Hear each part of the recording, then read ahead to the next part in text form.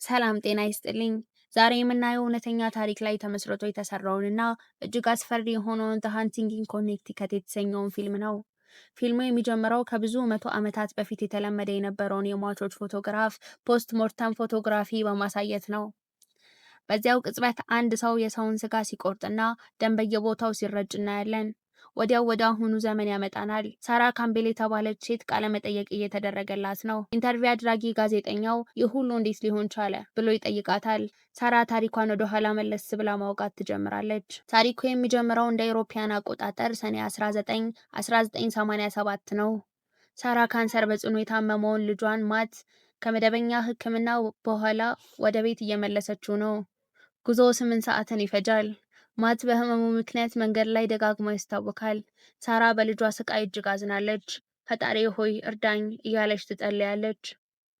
ቤት ሲደርሱ ሳራ ለባሏ ለፒተር ሁኔታውን ታስረዳዋለች። ከሆስፒታሉ አቅራቢያ ካልኖርን ማት ይህን ጉዞ አይችለውም ትላለች። ፒተር መጀመሪያ ላይ በገንዘብ እጥረት ምክንያት ቢጨነቅም የልጁ ሁኔታና የሚስቱ ድካም አስገድዶት ለመሄድ ይስማማል። ሳራ ቤት መፈለግ ትጀምራለች። በመጨረሻም አንድ ትልቅና የሚያምር ቤት ታገኛለች። የቤቱ ኪራይ ግን በማይታመን ሁኔታ ርካሽ ሆነ። ባለቤቱ እንዲያውም የመጀመሪያውን ወር በነፃ ተጠቀሙ ይላታል። ሳራ በቤቱ ብትደሰትም ለምንድን ነው ኪራዩ እንዲህ ሊረክስ የቻለው ብላ ትጠይቃለች። ባለቤቱ ቤቱ ጥቂት ታሪክ እንዳለው ብቻ ይነግራታል። ሳራ ግን ለልጇ ስትል ቤቱን ለመከራየት ትወስናለች። ወደ ቤቱ እንደገቡ ማት ታችኛው ክፍል ቤዝመንት እንዲሆንለት ይመርጣል። ምክንያቱም እዛው ሽንት ቤት ስላለው ማስታወክ ቢጀምር ማንም አይሰማውም። ነገር ግን በቤቱ ውስጥ እንግዳ ነገሮች መታየት ይጀምራሉ። ማት በሚተኛበት ክፍል ውስጥ አንድ የተቆለፈ የመስታወት በር አለ። አንድ ቀን ሳራ የድሮ ዕቃዎች ውስጥ የሟቾችን ፎቶግራፍ ታገኛለች። ደንግጣ ፎቶዎቹን ወደ ቆሻሻ ትጥላለች። በሌላ በኩል ማት በቤቱ ውስጥ የጥላ ምስሎችን ማየት ጀምሯል። ሳህን አውጥቶ ጠረጴዛ ላይ ቢያስቀምጥ ዞር ሲል ሳህኑ ወደ ነበረበት ይመለሳል። ማት የሚመለከተው ነገር ከህመሙ መድኃኒት ጋር የተያያዘ ቅዠት እንዳይመስልባቸው ለቤተሰቦቹ መናገር ይፈራል። ምክንያቱም ቅዠት ካየ ሕክምናው ይቆማል ተብሏል። ነገር ግን አንድ ምሽት ላይ በሚያየው ራዕይ አንድ ፂማም ሰው የሬሳ አይን ሲቆርጥ ያያል።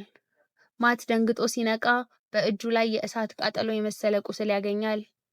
ብዙም ሳይቆይ ፒተር እና ሳራ ቤቱ ቀደም ሲል የሬሳ ማዘጋጃ ቤት እንደነበረ ይረዳሉ። ፒተር በሳራ ላይ ይቆጣል። እንዴት እንዲህ አይነት ቤት ውስጥ ታስገቢናለሽ ይላታል። ሆኖም ግን ቤተሰቡ እዚያው ለመቆየት ይገደዳሉ። ማት ሆስፒታል ውስጥ ኒኮላስ የተባለ የሃይማኖት አባት ያገኛል። ኒኮላስም የምታየውን ነገር ለዶክተሮች አትንገር፣ ሕክምናህ እንዳያቋርጡብህ ብሎ ይመክረዋል። ማት ግን ሁኔታው እየተባባሰበት ይሄዳል። ቤተሰቡ በሙሉ እንግዳ ድምጾችንና እንቅስቃሴዎችን ማየት ይጀምራሉ። የማት ያክስት ልጅ ዌንዲ በቤቱ ታሪክ ላይ ምርመራ ታደርጋለች። ቤቱ ቀደም ሲል የራምሴ አይማን ንብረት እንደነበረ ታውቃለች። ራምሴ በሬሳዎች ላይ አስማት የሚሰራ ሰው ነበር። ዮናስ የተባለ ታዳጊ ልጅን በመጠቀም ሙታንን ለመጥራት ይሞክር ነበር። ዮናስ ከመጠን በላይ ከሙታን ጋር ለመገናኘት የሚወጣ ፈሳሽ ያመነጭ ነበር። አንድ ቀን ግን በመንፈስ ጥሪው ወቅት ራምሴ እና አብረውት የነበሩ ሰዎች ሲሞቱ ዮናስ ጠፍቶ አልተገኘም። ሁኔታው ሲባባስ ሳራ ቄስ ኒኮላስን ትጠራለች።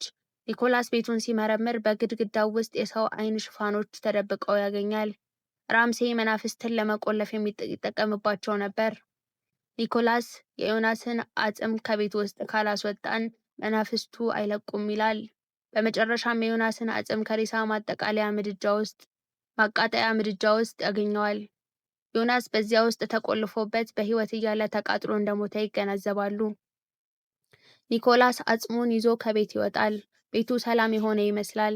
ነገር ግን ማት በራዕይ ሌላ ነገር ያያል። ዮናስ መጥፎ መንፈስ ሳይሆን እነዚያን የታሰሩ መናፍስት ሊረዳቸው የሚሞክር ጠባቂ ነበር። አጽሙ ከቤት ሲወጣ መናፍስቱ በሙሉ ነፃ ወጡ። አሁን ቤተሰቡ በከፍተኛ አደጋ ላይ ነው። ማት ከሆስፒታል አምልጦ ወደ ቤቱ ይመጣል። በመጥረቢያ ግድግዳዎቹን መሰባበር ይጀምራል። በግድግዳው ውስጥ በመቶዎች የሚቆጠሩ ሬሳዎች ተደብቀው ይገኛሉ። ማት መናፍስቱን ነፃ ለማውጣት ቤቱን በእሳት ያቃጥለዋል። ቤቱ በእሳት ሲጋይ ሳራ ማትን ለማዳን ወደ ውስጥ ትገባለች። ማት በጭስ ታፍኖ ሕይወቱ ሊያልፍ ሲል በራዕይ ዮናስን ያየዋል። ዮናስ አሁን ነፃ ሆኗል። ማት የእናቱን ድምፅ ሰምቶ ወደ ህይወት ይመለሳል። በመጨረሻም ሳራ በቃለ መጠየቁ ላይ እንደተናገረችው ማት በድንቅ ሁኔታ ከካንሰር ህመሙ ድኗል። ቤቱ ታድሶ ተሽጧል። ከዚያ በኋላ ምንም አይነት እንግዳ ነገር አልታየም።